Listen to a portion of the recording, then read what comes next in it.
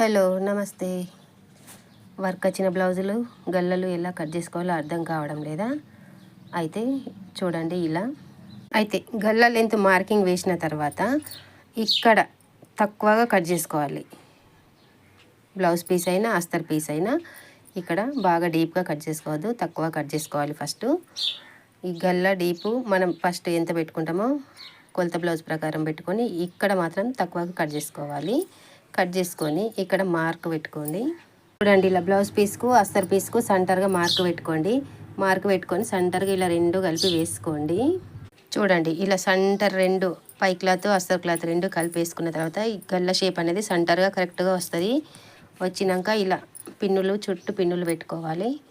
పెట్టుకొని ఇలా ఉల్టా వేసుకొని మనం ఇట్లా కుట్టుకోవాలి. అప్పుడు గల్ల నీట్గా వస్తుంది. ఒకసారి ట్రై చేయండి.